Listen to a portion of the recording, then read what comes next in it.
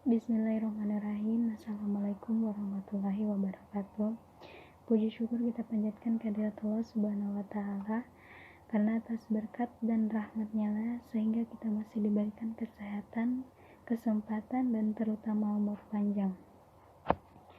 Pertama, saya ingin berterima kasih kepada teman-teman yang telah memberikan kami kesempatan untuk mempresentasikan makalah kami yang berjudul Proses Instalasi Sebuah Sistem Operasi.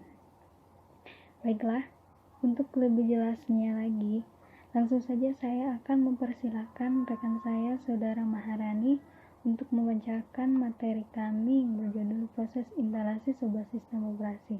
Saudara Maharani, saya persilahkan Anda untuk membacakan materi tersebut. Assalamualaikum warahmatullahi wabarakatuh. Saya Maharani, perwakilan dari kelompok 8. Di sini saya akan membacakan materi kami yang berjudul Proses Instalasi Sebuah Sistem Operasi, di mana yang kita ketahui, instalasi sistem operasi adalah pemasangan sistem operasi pada sistem komputer.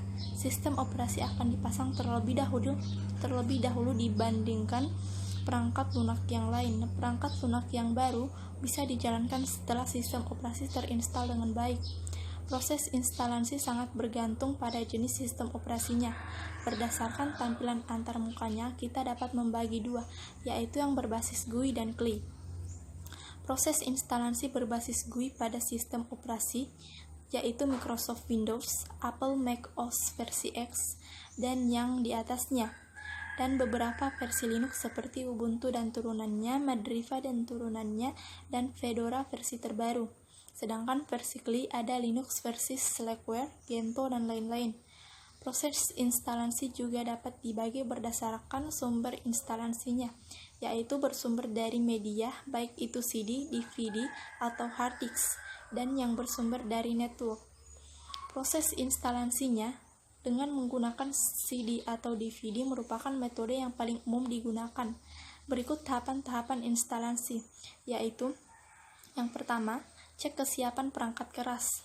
Tahapan ini bertujuan untuk memastikan bahwa semua perangkat keras periferalnya terpasang dengan benar. Yang kedua, setting BIOS. Tahapan ini untuk mengkonfigurasikan BIOS agar melekatkan media instalasi dalam urutan paling atas dalam prioritas booting.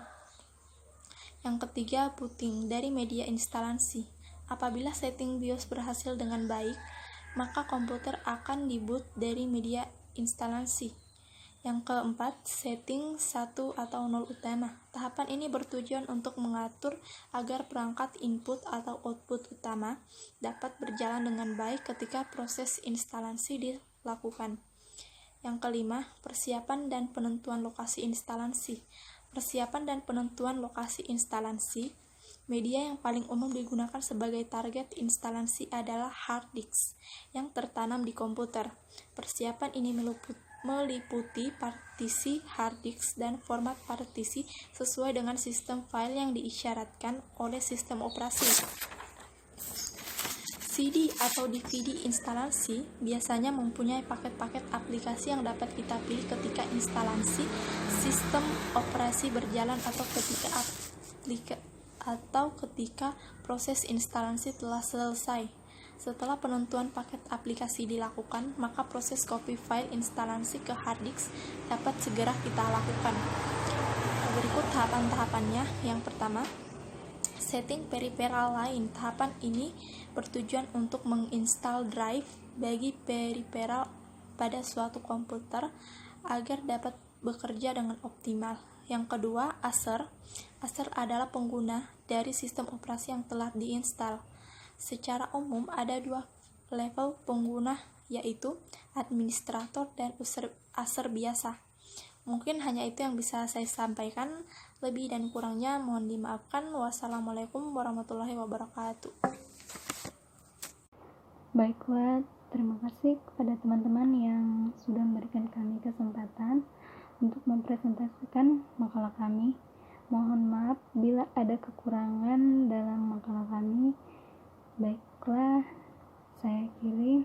Wabillahi taufiq wal hidayah. Wassalamualaikum warahmatullahi wabarakatuh.